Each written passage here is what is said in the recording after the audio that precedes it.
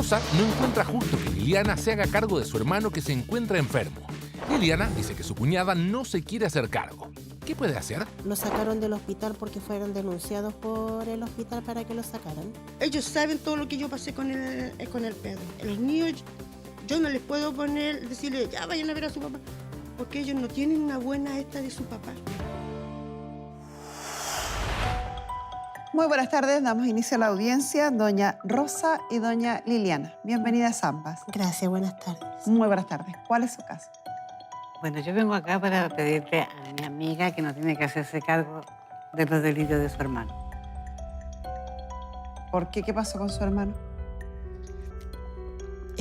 Bueno, mi hermano hace ya un año que comenzó con delirios, viendo personas sin piernas, animales que no existían.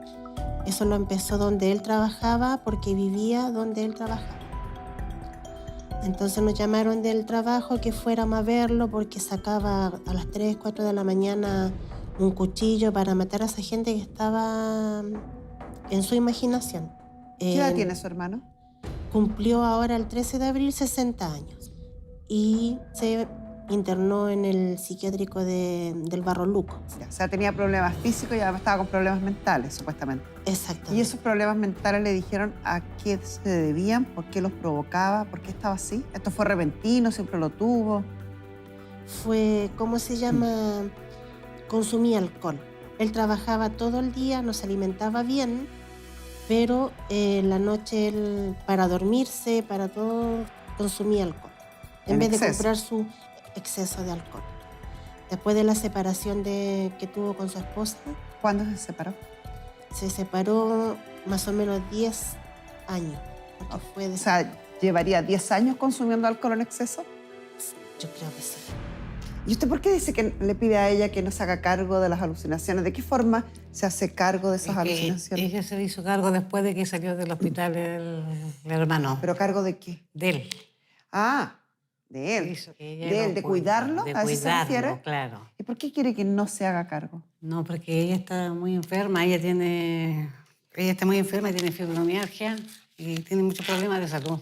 ¿Una carga injusta encuentra usted a lo mejor que él que cuide a este hermano? Claro, porque él tiene familia, él tiene hijos. ¿Y qué pasa con los hijos? ¿Se ve con los hijos? No. ¿Cuántos hijos tiene? Tiene 4 hijos. Harto. Y mayores de edad, supongo, ¿no? Sí. ¿Y ninguno? ¿No se visita con ninguno? ¿No tiene contacto con ninguno? Con ninguno. ¿Y él en qué condiciones está hoy? Él está... Porque esto que me cuenta usted pasó hace un tiempo, ¿no? Que él estuvo hospitalizado, me dice, estuvo 6 meses, salió... Salió del hospital el 2 de diciembre.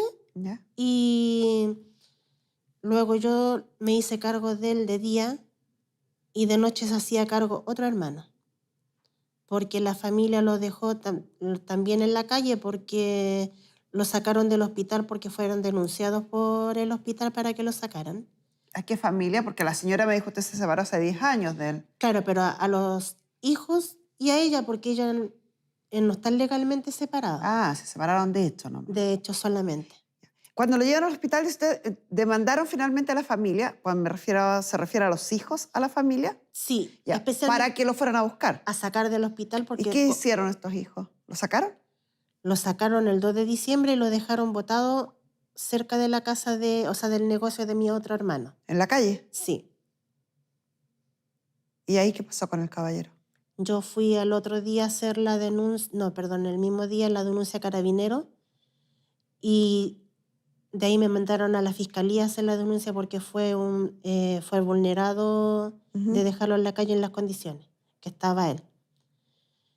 Luego me hice cargo yo, de día, como le decía, mi hermano de noche 2 meses. O sea, ¿dormía en la casa de su hermana entonces? De mi hermano, de mi otro hermano. Sí. Y yo lo veía de día.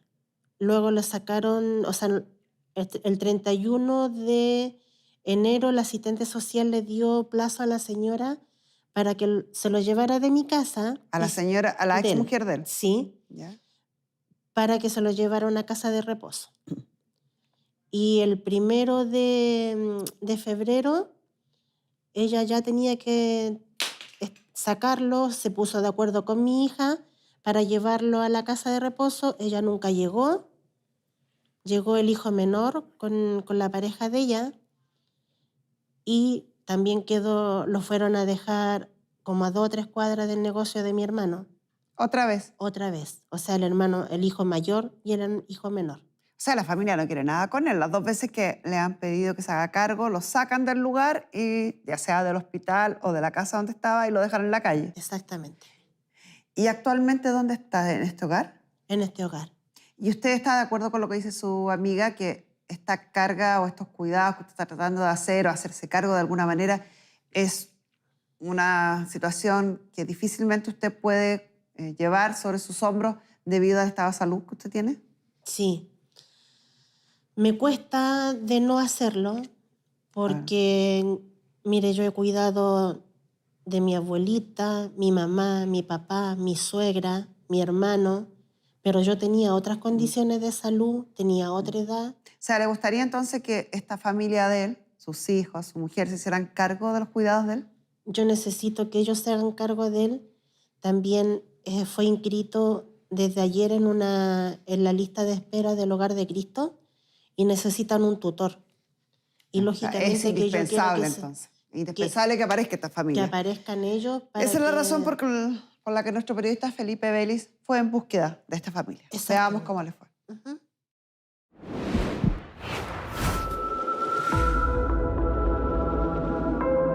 Carmen Gloria, ya estamos casi llegando a la comuna del Bosque porque venimos a buscar justamente a la señora Claudia, la esposa de don Pedro, para conocer su versión. Tenemos su dirección, no sabemos si la vamos a encontrar, así que estamos esperando justamente si es que damos con ella. Acompáñenos.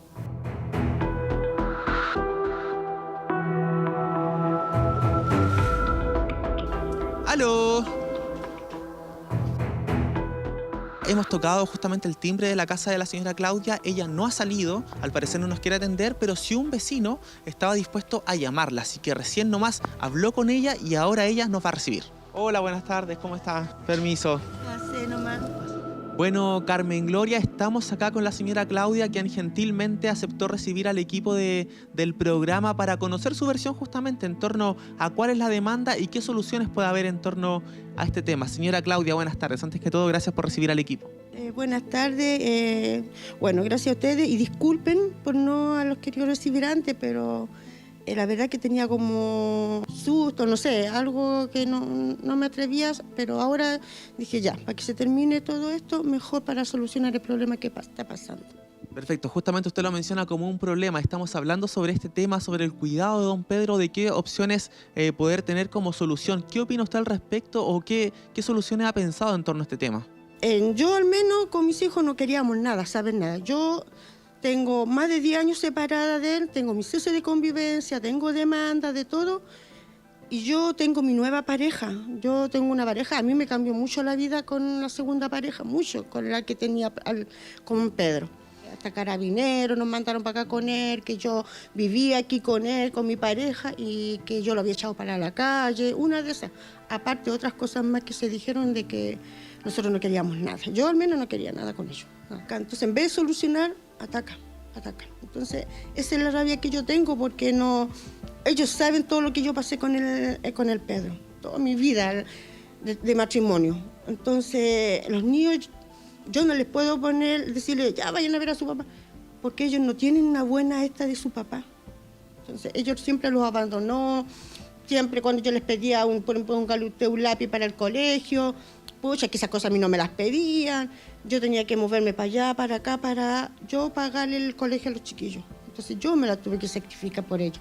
Porque los 2 mayores querían dejar de estudiar. Yo le dije, no, ustedes me sacan el cuarto medio, me lo sacan como usted, y yo me las arreglo. Y yo me las arreglaba por aquí y para allá para comprarle sus cosas. Un ejemplo, yo no quiero decir todo lo malo, que yo para las Navidades tenía que salir arrancando con mis hijos. Porque él llegaba curado del trabajo, rompiendo el árbol de Pascua, rompiéndole los regalos a los niños, que la Navidad no existía, que eran mentiras, le metía en la cabeza a los chiquillos. Cuando uno se sacrificaba por comprarle un regalito, yo se los tiraba por allá. Esa es una de las cosas que yo tuve que salir de ahí. Entonces, como recuerdo, los niños no entienden de su papá. Esta relación justamente con las hermanas de su esposo, siempre se ha buscado ellas siempre han intentado al menos buscar una solución a usted, pero ¿por qué cree usted que no se ha llegado a un acuerdo? la comunicación. Yo pienso que falta de comunicación, falta de más, no sé, más unión, porque ellos todos querían de que yo me hiciera cargo. ¿Por qué? Pues simplemente porque tengo un papel firmado con él, que yo soy la señora de él. Yo actualmente ahora mi pareja, él me va a pagar para yo separarme legalmente de él, porque ya esta cuestión, porque tú estás casada, por eso todos me atacan, porque dicen que yo simplemente porque estoy casada tengo un papel firmado. Entonces yo ahora voy a hacer todo lo posible de separarme legalmente de él para que esto ya se termine.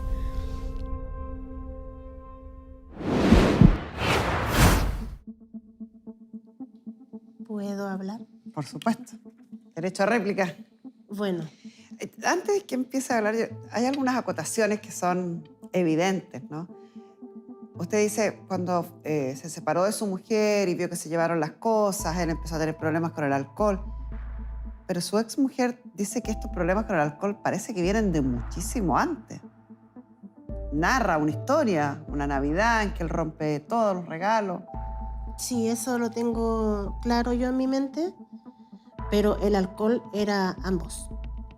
Y ambos dejaban a los niños solos, acostados, porque vivían atrás en una casa, atrás de la casa de mis papás, porque yo no vivía con ellos. Y dejaban a los niños solos por salir a fiestas, llegaban los dos ebrios, haciendo escándalo. Pero los niños, hoy en día, no sé, son bastante grandes, pero esos hijos no quieren nada con el papá y no así con la mamá. Claro. Yo recuerdo también de cuando fue una sola vez que él hizo de tirar el árbol de Navidad. Una vez basta para un niño. ¿Qué Sí. pasa nuestra psicóloga Pamela Lagos? Hay recuerdos le- que son yo a tremendamente ella le dije importantes en la muchas vida y veces. en la memoria de las personas. Y destruir la Navidad para un niño de esa manera, Sí. el ausentismo, la falta de cercanía del padre, aparentemente el alcoholismo que le afecta, sumado a la violencia exacerbada. Uno entiende el contexto de por qué los hijos no quieren saber nada con el papá. Totalmente, estamos hablando que el menor de estos 4 hijos hoy tiene 19 años, por lo tanto, cuando sus papás se separan, 9 años. muy chiquitito. Y esta separación fue una separación que tiene hartas aristas de violencia. Estamos hablando de una señora que sale de un momento a otro de su casa, se lleva a los hijos y desaparecen de la vida de este señor. De una manera en donde él ni siquiera supo, como dice Liliana, que salieron. Parece más bien que arrancaron. Exacto. Eso habla del miedo de arrancar. Yo pude hablar con la señora Claudia. Hablé un rato con ella y ella me explicaba que esto venía hacía mucho tiempo, que los niveles de violencia eran altísimos y que solo cuando una de sus hermanas le dice, acá hay un departamento que ella había dejado de utilizar, lo primero que ella hizo fue tomar a sus hijos y salir de ahí. Este señor desde ahí en adelante no tuvo contacto con estos hijos. Acá no estamos hablando de un papá que iba los fines de semana por medio, que había algún tipo de visita. Acá se cortó la relación porque ellos necesitaban salir de un ambiente de violencia grave. Y eso explica muchas cosas. Súper difícil. Súper difícil. Hay una obligación legal de los hijos respecto a los padres. Socorrerlos en una situación apremiante, como está ocurriendo hoy. Pero también uno tiene que aquí aplicar un poco el criterio, el buen criterio. Y es muy difícil que un hijo con una experiencia y una historia así con el padre quiera hacerse cargo de este padre. Yo a ella le dije muchas veces, divórciate, hazlo legal el divorcio, no una separación de hecho, porque no sabiendo que el día de mañana mi hermano se iba a enfermar, yo le dije, algún día le pasa algo, va a tener que hacerte cargo tú. Exacto. No, es que nunca va a pasar eso, porque mis amigas me dicen esto, me dicen lo otro. Entonces ella nunca me hizo caso, siento yo la hermana. Doña Claudia, la tenemos al teléfono. Buenas tardes, ¿cómo está usted? Bien, gracias. ¿Y usted? Muy bien, muchas gracias. Que escuchando su historia, su excuñada, doña Liliana, dice que incluso le recomendó realizar el divorcio. Mire, lo que pasa de que sí. No, sí, una o dos veces me dijo de que yo me divorciara. Pero yo nunca pensé que uno, de repente, por ver otras cosas, dejara. Yo reconozco que fui dejada en eso, pero yo cuando fui a hacer los papeles para la municipalidad, porque fui a la municipalidad para que me separaran, pero se demoraban como un año. Entonces yo dije, y como yo estaba trabajando, porque yo trabajo de temporera, ahora actualmente estoy sin pega porque mi papá está enfermo de salud y tengo que cuidarlo. Pero yo trabajo de temporera, entonces por trabajar dejé eso a un lado, de no separarme legalmente. A lo mejor fue mía que yo no me separé, pero yo nunca pensé que... yo pienso que no solamente a mí, muchas mujeres le pasa lo mismo, de que por un papel firmado a eso tiene que llegar, que cuando... que cuidar a una persona, de que yo ya no quiero nada con él, nada con él, ni con su familia, con nada. Entiendo, en el relato de la historia que nos cuenta también Pamela, que conversó con usted, se comprende lo que usted está explicando, pero nuestra ley funciona así, porque lo que usted señala livianamente como por tener un papel firmado, no es un papel, pues. Es un contrato solemne ante la ley que se llama contrato de matrimonio. Y el contrato de matrimonio en Chile termina por la muerte, la nulidad o el divorcio, de ninguna otra forma. Y mientras ese contrato esté vigente, hay derechos y obligaciones para las partes. Y una de esas obligaciones es el deber de auxilio que llama la ley. Artículo 102 del Código Civil, que obliga a los cónyuges a prestarse auxilio.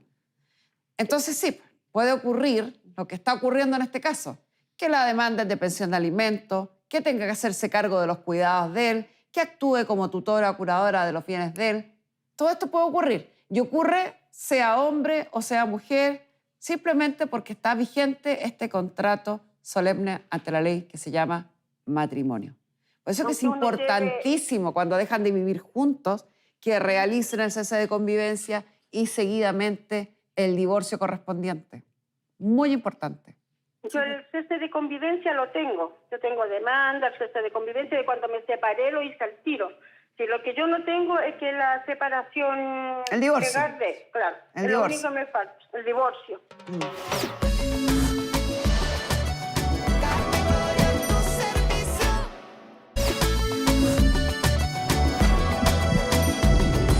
Funciona así, porque lo que usted señala livianamente como por tener un papel firmado, no es un papel, pues. Es un contrato solemne ante la ley que se llama contrato de matrimonio. Y el contrato de matrimonio en Chile termina por la muerte, la nulidad o el divorcio, de ninguna otra forma. Y mientras ese contrato esté vigente, hay derechos y obligaciones para las partes. Y una de esas obligaciones es el deber de auxilio que llama la ley. Artículo 102 del Código Civil, que obliga a los cónyuges a prestarse auxilio. Entonces sí, puede ocurrir lo que está ocurriendo en este caso, que la demanda es de pensión de alimentos, que tenga que hacerse cargo de los cuidados de él, que actúe como tutora o curadora de los bienes de él. Todo esto puede ocurrir. Y ocurre sea hombre o sea mujer, simplemente porque está vigente este contrato solemne ante la ley que se llama matrimonio. Por eso que es importantísimo cuando dejan de vivir juntos que realicen el cese de convivencia y seguidamente el divorcio correspondiente. Muy importante. Yo el cese de convivencia lo tengo. Yo tengo demanda, el cese de convivencia, de cuando me separé lo hice al tiro. Si lo que yo no tengo es que la separación... El divorcio. Claro, El es divorcio. lo único que me falta, el divorcio. Pero yo digo, por ejemplo, una consulta. Por ejemplo, yo ya tengo mi nueva pareja. Ella me mandó los carabineros diciendo de que yo vivía con él aquí, con mi pareja, y yo lo había tirado para la calle. Pero yo, ¿cómo me lo voy a traer a vivir acá, siendo que yo tengo mi pareja, estoy haciendo mi nueva vida, llevo más de 10 años separada? No, Por eso, ahí no entiendo. por eso que hay que hacer el divorcio, porque la ley... Mira, artículo 102. El matrimonio es un contrato solemne por el cual un hombre y una mujer se unen actual e indisolublemente y por toda la vida, con el fin de 1. Vivir juntos. 2. Procrear. 3. Auxiliarse mutuamente. Si no hay una resolución judicial que altere esto, esas son las obligaciones propias del matrimonio. Entonces, perfectamente, claro, el hospital puede demandarla como lo hizo para que fuera a buscarle y se lo llevara con usted. La familia puede demandarla de que usted lo tiene en situación de abandono porque hay un contrato vigente entre ustedes. Entonces, es a la inversa. Es usted la que tiene que solicitar un divorcio para poner fin a estas obligaciones o interponer alguna denuncia, alguna gestión judicial que lleve a puerto, llegue a una sentencia judicial, como por ejemplo lo es muchas veces la violencia intrafamiliar. Pero mientras no exista nada de eso, ni divorcio, ni una sentencia que diga lo contrario, usted estaría obligada a cumplir con esas obligaciones. No estoy, y quiero que se entienda bien, no quiero obligarla ni cometería el error de obligarla a vivir con alguien con quien tiene una historia como la que hemos escuchado. Pero quiero que entienda que si usted no hace ningún trámite, esas son obligaciones legales. ¿Me entiende? Sí, sí. Y en ese caso, entonces, ¿qué hay que hacer? Tramitar el divorcio y mientras tanto va a tener que usted colaborar con él, con los cuidados de él, o haciéndose cargo como tutora, o pagando los gastos que signifiquen estos cuidados, o que si se realizan en otro lugar, sea un hogar o sea otra persona o con quien viva. O sus hijos también pueden estar obligados por ley, por una sentencia judicial, incluso a pagar una pensión de alimento en favor de este padre, a pesar de la mala historia que tienen con él. Porque yo soy su hermana, yo puedo ayudar, pero no hacerme cargo. Pero si yo en este momento, estoy trabajando en la feria, porque como yo le dije, yo no puedo trabajar con contrato porque estoy cuidando a mi papá que está delicado de salud. ¿De dónde voy a sacar los medios económicos para yo verlo? Porque yo no tengo la situación. No tengo como Mire, para decir, ya voy a poner quédese 300 escuchando lucas, en o línea en el desarrollo del caso, porque vamos a tocar esa arista de dónde podemos obtener recursos para él. Pero la decisión hoy, por ejemplo, de internarlo en un centro, va a recaer sobre usted y sus hijos. Van a tener que algunos de ustedes hacerse presentes y firmar. Mientras siga casada, siguen habiendo obligaciones. ¿Pamela? A mí lo que me preocupa es que durante todo este tiempo, y una de las cosas que pasa, ¿sí?, cuando estamos hablando de estos niveles de alcoholismo a los que él debe haber llegado, es que se acaban todas las redes. Estamos hablando de un señor que, por lo que refiere a la señora Liliana, los jefes o las personas con las que trabajaban decían que él ya estaba teniendo sintomatología hace mucho tiempo, ¿no es así? ¿Cuánto tiempo? Mire, para la pandemia, un 18 yo lo fuimos a buscar donde él vivía para que pasara el 18 con nosotros. Pero él no estaba tan bebido para pensar que había algo en la mesa. La trataba de tomar, la miraba y yo lo miraba. Pedro, ¿qué quieres tomar? Ya. Desconoció a mi marido.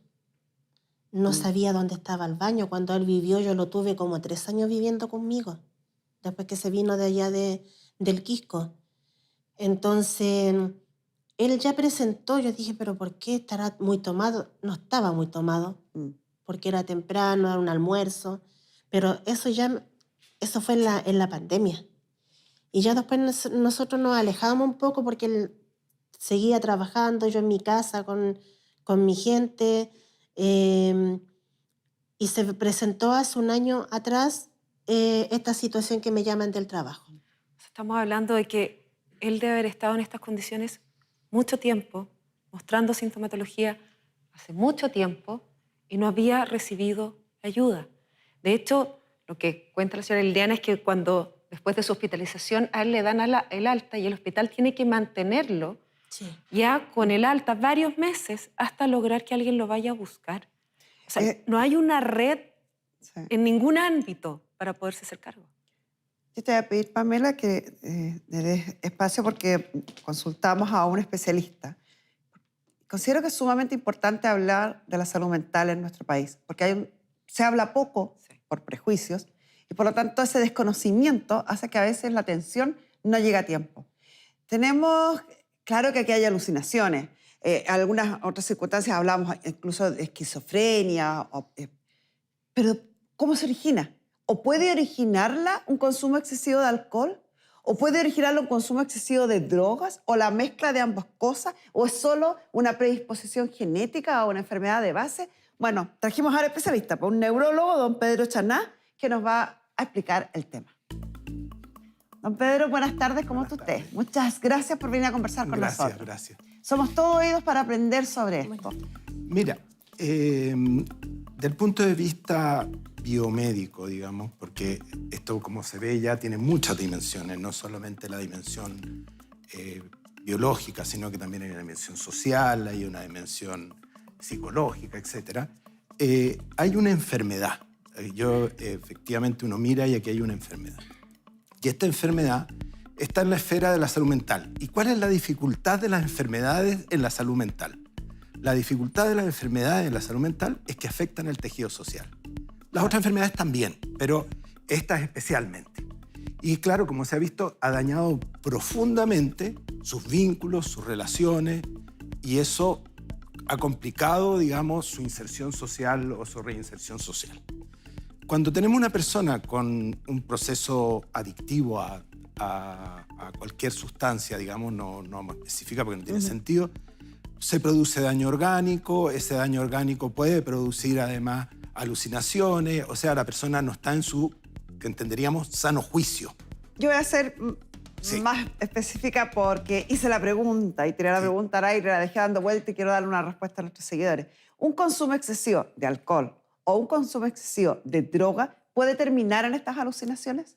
Efectivamente, o sea, el consumo excesivo y crónico en el tiempo produce daño orgánico cerebral, ¿ya? Y en tanto del alcohol como de las drogas. Y ese es el gran problema que tenemos aquí, o sea, que con el tiempo la persona se ha ido incapacitando y no tiene la capacidad de distinguir entre realidad y alucinación. Exactamente, eso es lo que se conoce como delirio. Claro. Ya, el delirio es esto de que el cerebro no funciona bien, no logra conectarse con la realidad, lo que percibe lo deforma y no logra estructurar una conexión adecuada, y esto puede ser en varios sentidos. Puede ser de que se inhiba, puede ser que se agite, puede tener periodos de una cosa, periodos de otra, y eso, digamos, en la práctica lleva a que esta persona no pueda llevar su vida naturalmente. Ahora, esta situación, estas alucinaciones, paranoias que pueden tener, ¿van siempre en avance? ¿Pueden ser reversibles? ¿Pueden depende, pararse en algún momento? Es que eso depende, porque va a ser, si la persona ya lleva mucho tiempo y el daño es mucho, y por ejemplo ha habido traumas, y por ejemplo ha habido episodios de neumonías entre medio, o ha habido muchos... que acá lo hubo. Claro, y ha habido cosas que lo van dañando, el daño se produce en escalera, o sea, va empeorando poco a poco. ¿Y no es reversible? En muchos casos no es reversible. No puedo pronunciarme respecto a este caso, pero en general lo que uno ve, que cuando hay procesos muy severos de daño en el tiempo, sí, se va produciendo un Imagino caso que al igual que en toda enfermedad, mientras antes se diagnostique, mejor proyección tiene. Perfecto, eso es fundamental. El tema es que nuestro sistema es un sistema de ventanillas que llamamos, que el paciente o la familia tiene que llevar al paciente y ponerlo frente al sistema. Y si el paciente no quiere ir, la cosa... No hay cómo llevarlo. No hay cómo llevarlo. Que probablemente haya sido lo que ha sucedido en parte. Ahora, esto nosotros sabemos que es bastante deleterio, y ahí es donde yo siento que las responsabilidades entre la sociedad y la familia están compartidas.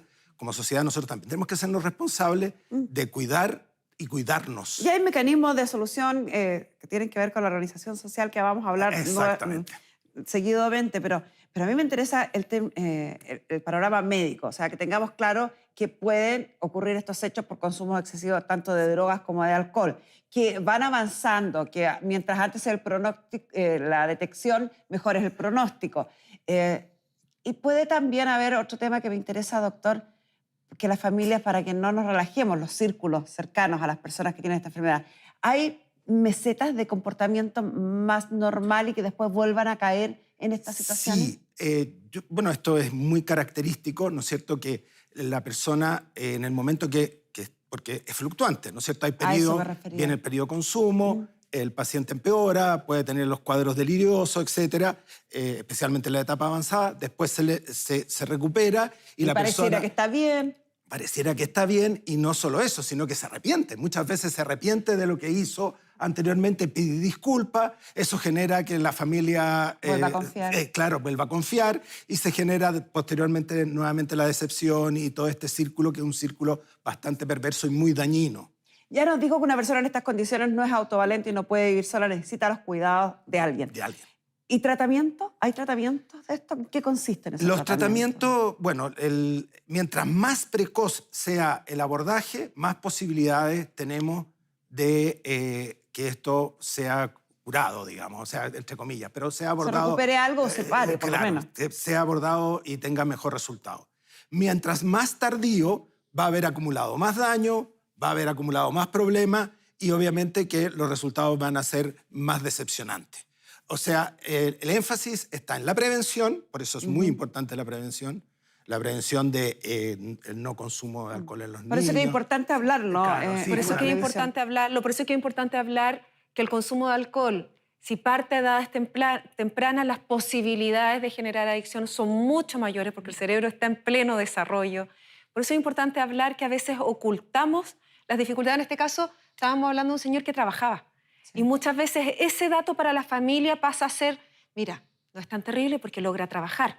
No obstante, los niveles de consumo de alcohol a los que él llegaba en las noches eran altísimos y generó un deterioro que hace que hoy en día sus periodos de lucidez, dice la hermana, son mínimos. Estamos hablando de alguien, Carmen Gloria, que no puede bañarse solo, que no puede comer solo, que perdió toda su funcionalidad por el nivel de daño que se generó en su cerebro, por lo que explica el doctor.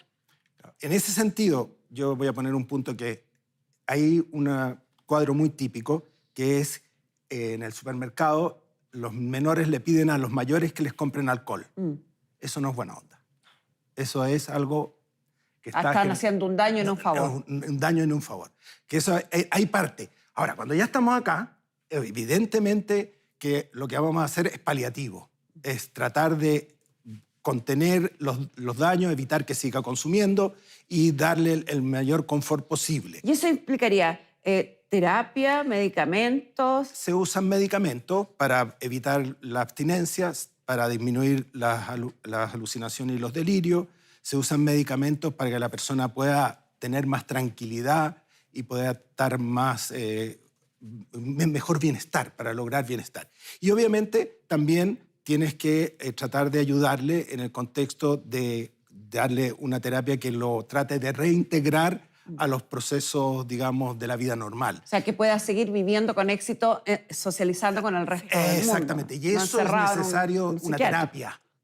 Claro. Obviamente que una terapia que no es hospitalizada, pero sí es una terapia que va a ser en un contexto, digamos... Y que necesita un tutor, ¿o no? Necesita un tutor. Y ese tutor también, me imagino, es partícipe de todo este aprendizaje que se hace de la enfermedad, de la situación en la que está. Doctor, le voy a pedir que pase al lado de Pamela, porque como usted nos exige y nosotros estamos al servicio de los chilenos, tenemos un equipo multidisciplinario tratando este tema, así que vamos a recibir a nuestra asistente social, Carolina Faunde, quien además nos va a contar, Carolita, qué hacemos con una persona cuyo... Esta es la historia, la escuchaste. Una familia que tiene razones de peso por las cuales no quiere hacerse cargo, pero alguien tiene que hacerse cargo de algo. Tal cual, Carmen Gloria. Bueno, aquí Liliana es el pie de lanza o la que está hoy día a cargo de su hermano Pedro y que finalmente entendemos su situación social, económica, su situación de salud, pero alguien tiene que hacer los trámites y él no está en las condiciones tal como se señaló. Y hay dos trámites importantísimos que hay que hacer. Pedro era una persona que trabajaba a pesar de sus condicionantes, como lo dijo, ¿no es cierto?, Pamela. Sin embargo, hoy día él tiene 60 años recién cumplidos y por lo tanto lo primero que tenemos que hacer es recuperar estos ingresos que él generó o estos pagos de cotizaciones previsionales y hay que hacer el trámite de la pensión de invalidez. Él estaba adherido a una AFP y por lo tanto lo primero es acercarse a la AFP donde él cotizó, porque fíjate que la pensión de invalidez a las personas, a los hombres, se puede pedir hasta los 65 años cuando uno es cotizante de una AFP y en el caso de las mujeres hasta los 60 años. Y por lo tanto esos fondos se pueden recuperar para poder pagar y costear todo o sea, lo que jubilarlo viene. anticipadamente por pensión de invalidez y que reciba una pensión mensual que le permita solventar los gastos, por ejemplo, de cuidado. Tal cual. Ahora, Ya. los requisitos ¿Cómo realizan son, eso? los requisitos no son tan engorrosos como para la PGU. Inclusive es mucho más fácil. Uno se acerca a la AFP donde estuvo adherido, donde estaba inscrito, tiene que tener al menos 50 semanas de cotización en 3 años al periodo anterior de la jubilación, de cuando uno presenta ante la comisión médica Estaba los antecedentes. contratado, trabajó harto tiempo en esa empresa, así que...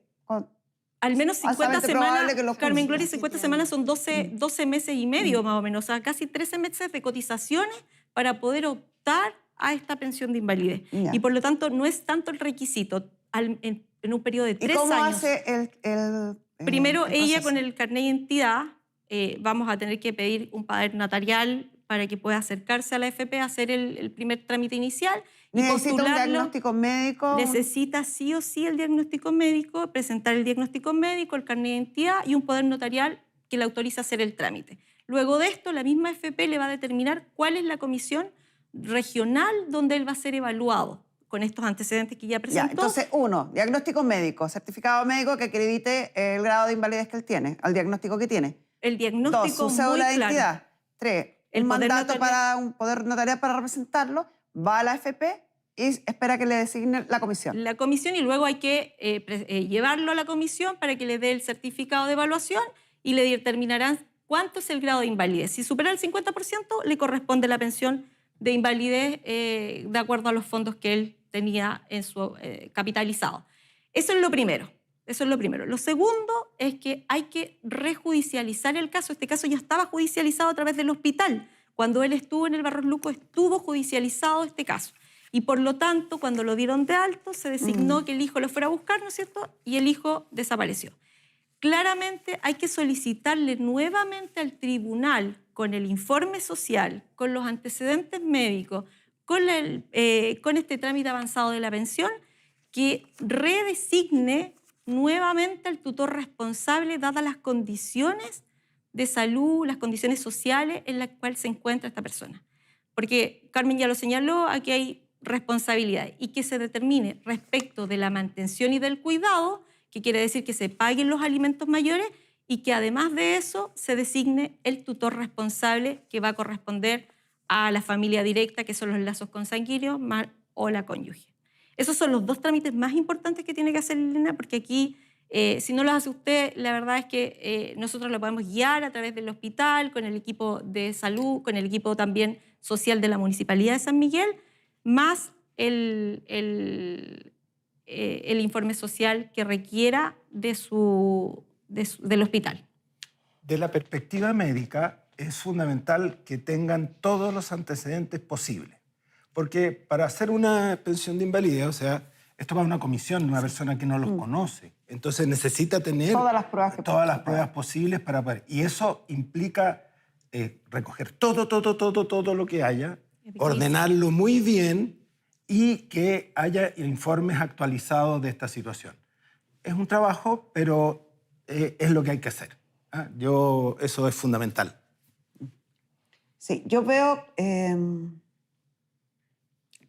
aunando las distintas opiniones, mi querida doña Liliana y doña Claudia, que estará al teléfono, yo creo que sería mucho más fácil si ustedes trabajaran coordinadas más que seguir polarizadas.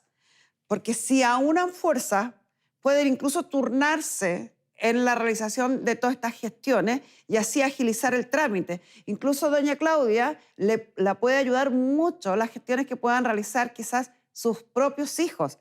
No estoy pidiendo que tengan una actitud cariñosa con él, ni lo vayan a ver, ni se hagan cargo, pero realizar estos trámites, agilizar estos trámites, va a permitirles a todos estar más tranquilos y que alguien se haga cargo de los cuidados de él. Y cuando digo alguien se haga cargo, me refiero a un tercero, ya sea una institución, como ustedes señalaron hace un rato, el Hogar de Cristo, o alguna otra casa de acogida, o incluso una tercera persona, a lo mejor en la casa de alguno de los hermanos de este caballero. Pero no hacer nada implica, lo que está diciendo Carolina al final, que un tribunal de la República va a resolver sobre el tema fríamente. Y el tribunal va a decir quiénes son los familiares más cercanos, cónyuge e hijos. Y los va a obligar a un pago de la pensión de alimentos, hacerse cargo del caballero y hacer responsable por sus cuidados. Entonces, ¿para qué vamos a llegar a ese extremo si podemos evitarlo y si podemos, de común acuerdo con doña Liliana, que lo ha hecho hasta ahora con toda la dificultad que ya vimos y conocemos, resolver este tema de la mejor manera? Doña Claudia, ¿no le parece?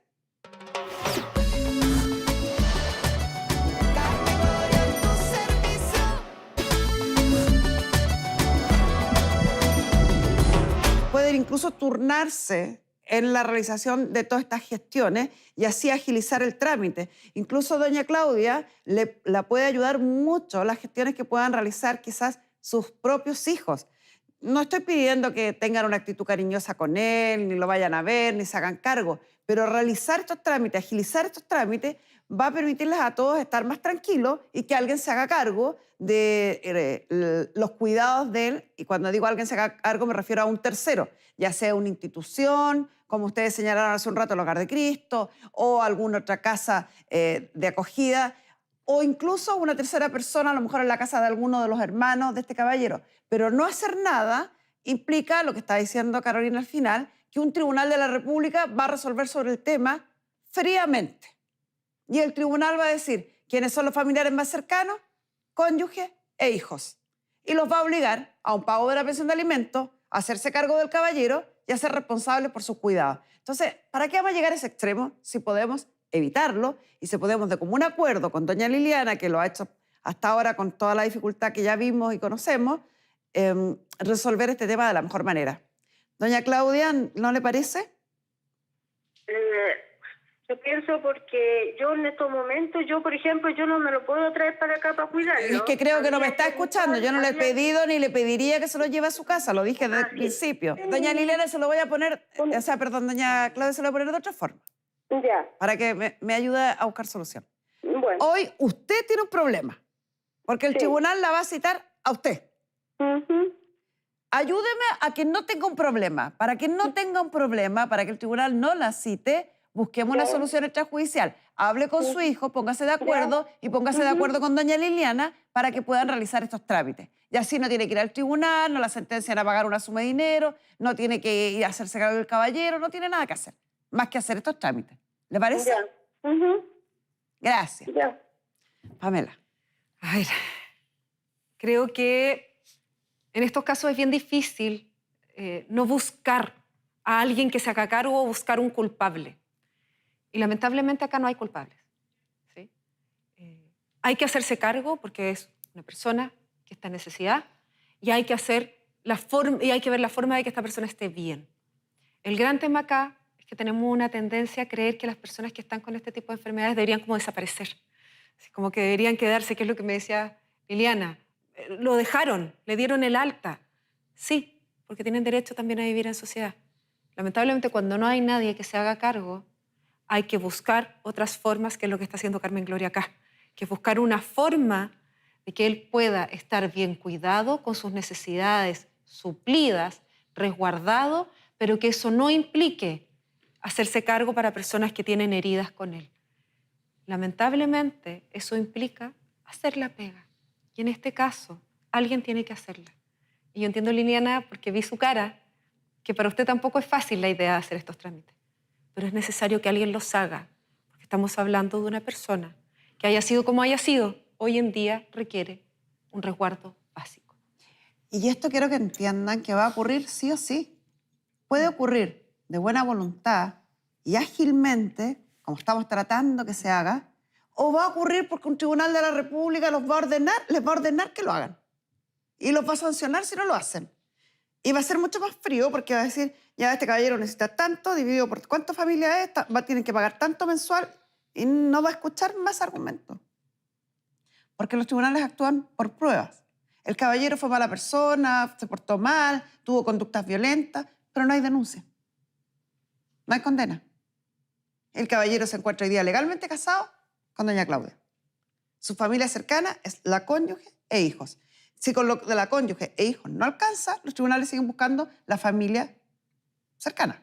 Hermanos, tíos, primos, etc.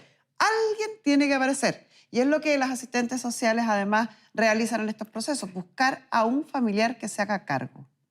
Entonces, o lo hacemos de buena forma o lo hacemos a través de la disposición de un tribunal que es bastante... ¿Cómo son las monitas de la justicia? Ciega. Al que le toca, le toca. En el entendido, Carmen, que ya hay un antecedente previo. O sea, ya hay antecedentes Ya previos. lo hizo el hospital, denunció a la familia, Exacto. obligó a la familia. Entonces hoy día viene la mano un poquito más pesada porque efectivamente no se cumplió lo que el tribunal está determinando y va a tener que volver a hacer los trámites de nuevo. Incluso pueden ser denunciados por abandono, que podemos llegar ya al área penal. Negligencia, abandono. Exactamente. Es complejo, por eso que se necesita que hagan algo. Y aquí la mejor forma es actuar en coordinación con los hijos, con doña Claudia y doña Liliana. Si se reparten los trámites, va a ser bastante más liviano, bastante más fácil y bastante más eficiente. Y su hermano va a tener la ayuda que necesita. Sí. ¿Algo más que quieran agregar, mis queridos especialistas? Yo solo quiero hacer un llamado de conciencia, ¿sí? El alcoholismo es una enfermedad grave que tiene consecuencias graves, que mientras se inicie más temprano en edad, más posibilidades tiene de generar esto, que deja a las personas solas y que requieren asistencia para hacerse cargo. Y junto con eso, si ya llegamos a un nivel así, también tenemos que seguir, porque pasa muchas veces esto, que las personas salen del hospital y quedan solas. Y yo entiendo que tiene que ver con la vida que tuvieron y cómo rompieron sus redes. Pero después de esto, si es que acá hubiera habido alguien que se hiciera cargo, que después de su internación aguda lo llevara al hospital de día a hacer sus terapias, que después continuara y se reinsertara, a lo mejor no estaríamos en esta situación. El tema de los hospitales de día es un tema, más el hospital de día, las camas sociosanitarias que se llaman, que esto cuando la persona termina su proceso de rehabilitación en el hospital y todavía no tiene dónde ir, es un tema muy importante político del día de hoy. Lamentablemente en Chile tenemos una gran demanda de ese tipo de camas, no hay muchas y socialmente tenemos una deuda ahí clara porque efectivamente sucede esto, que quedan en la calle.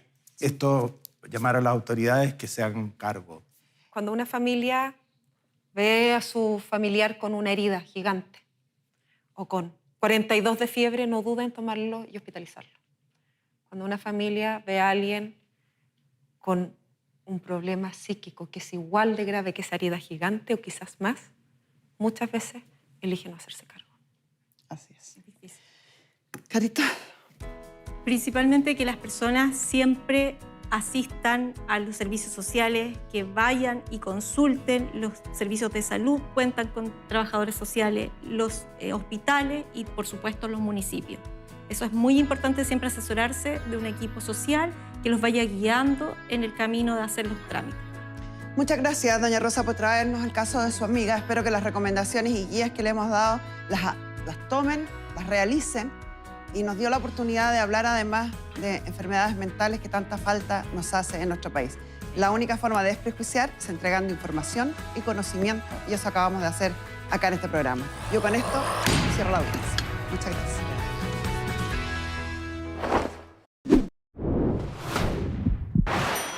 Hoy tenemos un equipo multidisciplinario para estar a su servicio en forma maravillosa. Tenemos a Cristina Meneses, geriatra del Instituto Nacional de Geriatría, bienvenida. A Roger Cotelli, kinesiólogo. Y nuestra querida María José Scaffi, nutrióloga. Completito. Y vamos con la primera pregunta para Cristina Meneses en el siguiente mensaje. ¿Cuándo se recomienda que una persona comience a atenderse con un geriatra? ¡Uy, qué bien! ¿Cuándo pasamos del médico de la consulta general a un especialista, a un geriatra? Mira, depende. Porque lo que dice la norma a nivel MinSal, que esto debería ser después de los 65 años, tú deberías tener tu primera consulta, sobre todo pensando en prevenir, que hagamos exámenes, para planificar una vejez lo más activa posible. ¿Hombre o mujer? Hombre o mujer, independiente, sobre los 65 años. Pero, ¿qué pasa si yo a los 65 años soy una mujer súper activa, trabajo, me muevo, viajo, no tengo ninguna enfermedad? Voy al geriatra, me siento que me están... Te deprime. Claro, ¿cómo es posible? Quizás si tú tienes un buen médico internista que tiene tus controles al día, que estás con todas tus patologías bien controladas, con todos tus chequeos ordenados, podrías retrasar eso, sobre todo si eres alguien altamente funcional, altamente independiente y que te mantienes muy activo. Pero incluso podrías ir al geriatra antes de los 65, no sé, a los 60, si tengo enfermedades que me han ido secuelando. Tengo una artritis reumatoide que ha hecho que me cueste más moverme. Dependo de un tercero para bañarme, para vestirme. Siento que mi cuerpo ya no es el mismo y tengo 60 años. Cada caso es absolutamente individual. Lo normal a los 65, Exacto. pero puede que sea un poquito antes o un poquito después, dependiendo del caso en particular. Exacto. Vamos aprendiendo. Y ahora tenemos un audio para mi querido Roger. Veamos. Mi abuelo tuvo un accidente cerebrovascular hace poco. Si bien no fue tan grave, perdió cierta movilidad del lado derecho de la cara. ¿Hay ejercicios que pueda hacer? Sí, de todas maneras, cuando existe un accidente cerebrovascular, necesitamos empezar cuanto antes con la terapia de rehabilitación. Y aquí podemos dejar algunas recomendaciones para la casa. Su mejor amigo va a ser el espejo. ¿Por qué? Porque si quedó con cierta parálisis de un lado del rostro, tenemos que volver a trabajar esa simetría y volver a activar esa masa muscular. Esa activación, porque el cerebro vuelve a tirar esas conexiones gracias a la neuroplasticidad. Entonces, ¿qué se recomienda? Usted se va a mirar frente al espejo y va a realizar distintos gestos con el rostro. Levantar las cejas, bajarlas, fruncir el ceño, cerrar los ojos, pestañear de forma repetitiva, sonreír, mostrar los dientes, soplar.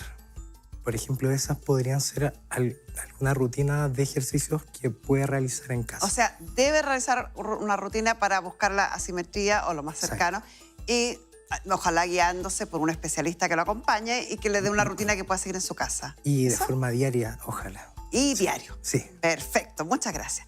María José, tú no te salvas, también tenemos pregunta para ti. Yo estaba muy tranquila. Sí, estabas. ¿Sirve que un adulto mayor tome colágeno para mejorar las articulaciones? Oh, el colágeno. ¿Sirve o no sirve? Está súper en boga el colágeno, les encanta a algunos, otros son detractores.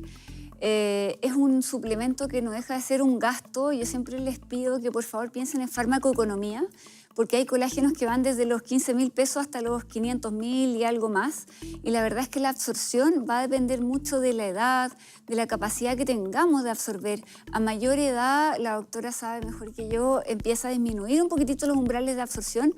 Y la verdad es que revisando las últimas series, el colágeno puede ayudar, sobre todo los péptidos de berisol cuando vienen con algunos otros elementos como selenio o zinc, pero más que nada para la elasticidad, para poder hacer como mayor ejercicio de flexibilidad.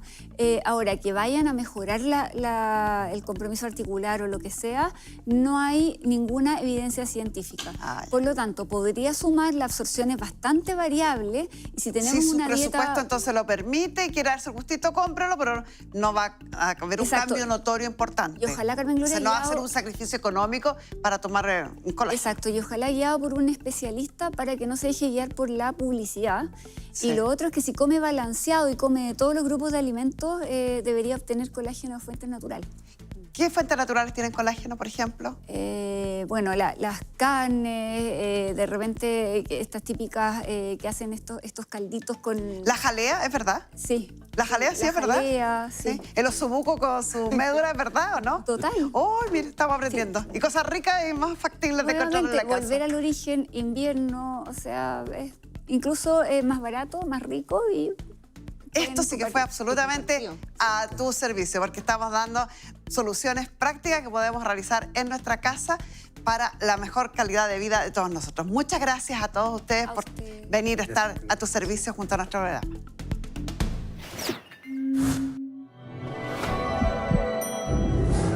Cuando una pareja decide casarse, incluso yo, no solo estamos dando un paso importante en lo emocional, sino también en lo legal. Y una de las primeras preguntas que deben responder ante el registro civil es: ¿bajo qué régimen matrimonial desean contraer matrimonio? En Chile existen 3 opciones: sociedad conyugal, separación de bienes y participación en los gananciales. ¿Sabe cuál es la diferencia entre cada uno? ¿Sabe cómo elegir? ¿Por qué elegir? ¿Sabrán los chilenos esto? Para saber y medir qué tanto saben, fuimos a la calle. Veamos la nota.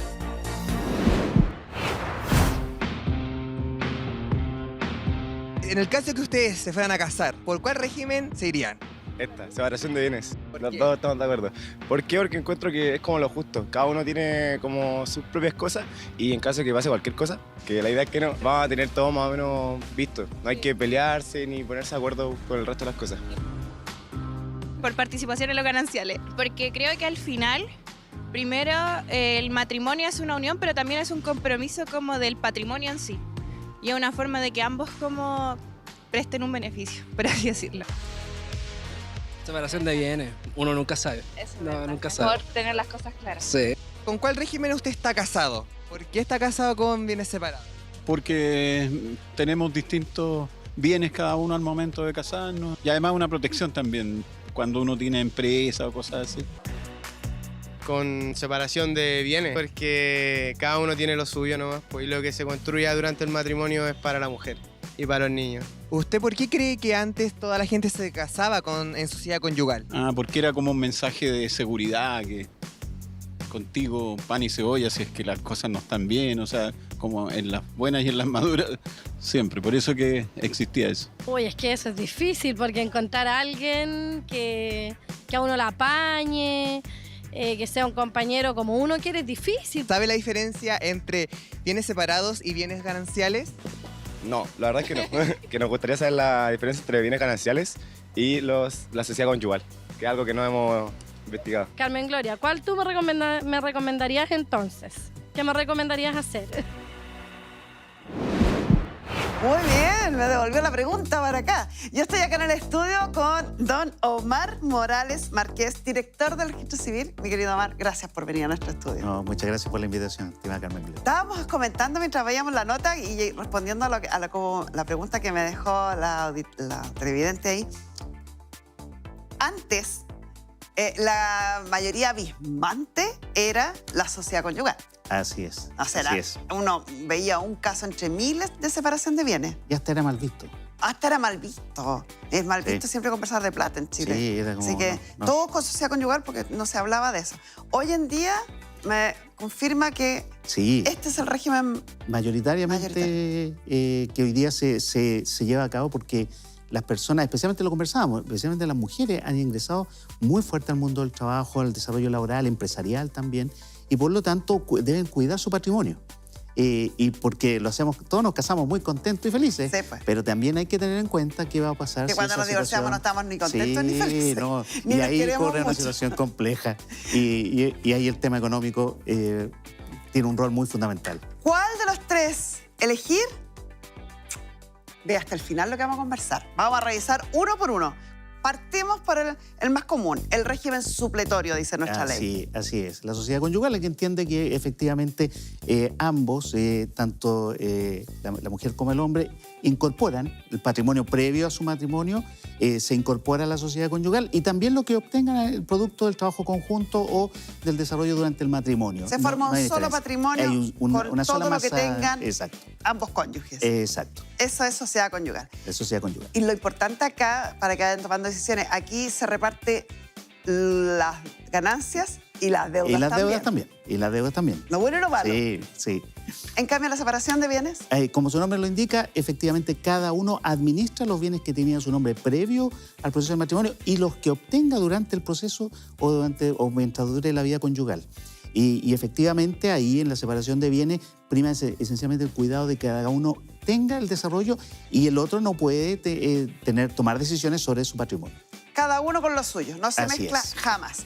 Y este régimen que hablábamos que es rarísimo, Es muy raro. bastante poco que ver con la idiosincrasia de nuestro pueblo, ¿no? Sí, bueno, el régimen de los gananciales justamente lo que busca es que las personas que al momento del matrimonio tienen sus bienes, los mantienen y los administran mientras está en el matrimonio, pero efectivamente al momento de ir viendo las ganancias, se va generando una cuenta de ahorro, una cuenta respecto de que quien ¿Cuánto tenga... gané? Exacto, y se hace lo que se quiere avanzar ahí es que se pueda repartir las ganancias que se generen producto de esta vida en común, manteniendo cada uno el régimen de propiedad sus bienes. Es bastante complejo, se necesita ser muy ordenado porque yo necesito tener como una especie de inventario de con qué entré al matrimonio. Exacto. Y con qué estoy saliendo de este matrimonio, cuántas son las utilidades que me dio este paso por el matrimonio para poder repartir esas utilidades. Para repartir las utilidades, efectivamente. Para decir cuál se recomienda, que era la pregunta que nos hacía nuestra seguidora.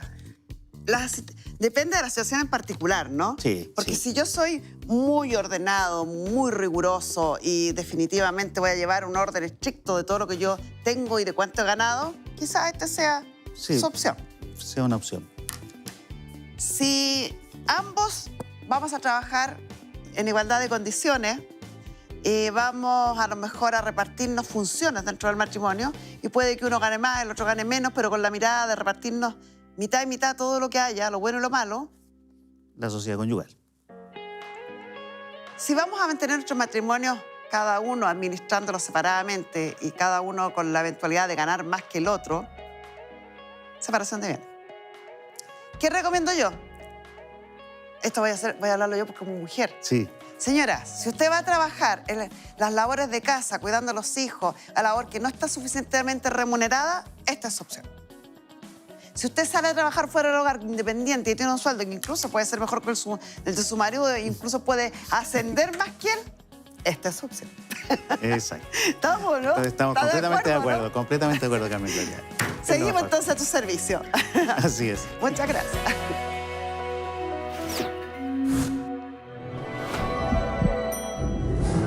Hoy en Infinitas Formas de Ser Mujer queremos destacar a un ejemplo de resiliencia y transformación. Una mujer que tomó los dolores de la vida y los convirtió en fortalezas para luchar por la comunidad a la que llama hogar. Ella es Melina Montes.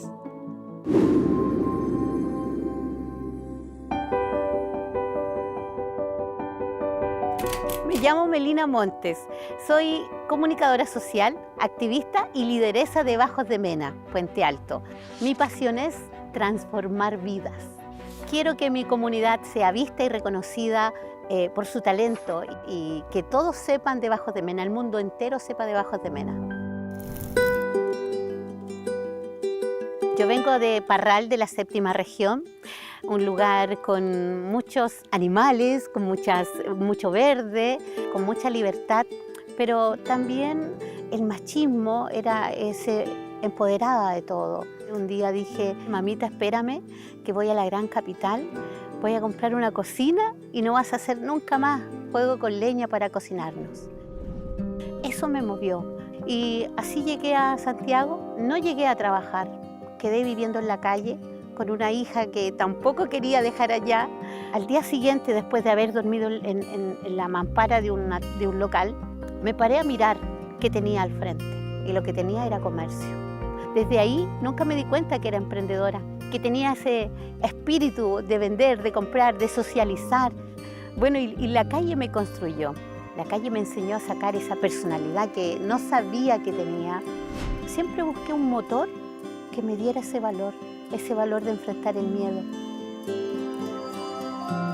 Hoy día puedo cambiar el futuro de mis hijos. Y cuando me di cuenta que podía cambiar el futuro de mis hijos, que ellos tenían otra realidad distinta a la que yo había vivido, entendí que también podía cambiar la realidad de muchos vecinos. Y a eso me dedico hoy día. Acá en Bajos de Mena tenemos potencial, tenemos talento, no tenemos las mismas oportunidades para mostrar nuestro talento. Por eso nos hemos organizado como comunidad y empezamos nosotros a crearnos esas oportunidades. Hoy día tomamos a los artesanos, a los artistas, a los cantantes, pero también a los profesionales. Por lo mismo vamos hoy día por distintas comunidades a lo largo de todo Chile organizándolos, diciéndole, esto nos sirvió a nosotros, a lo mejor algo te puede servir a ti. Hoy día estoy dispuesta a dejar mi último suspiro de mi vida en Bajos de Mena. Si pudiera darle el mensaje a otras mujeres, siempre hay algo que podemos entregar. Eso que le hace feliz a ustedes, podemos hacer feliz a otras. Mi sueño es primero que todo el mundo sepa de Bajos de Mena, visibilizar este sector. Para mí ser mujer es resiliencia, fuerza y luz. Hoy día con esta luz tenemos que ser invencibles.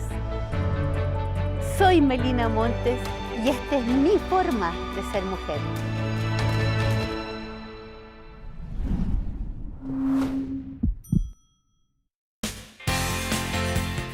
Él siempre ha sido así y nunca va a cambiar. ¿Cómo ha vivido un año y 2 meses con 1.150 pesos?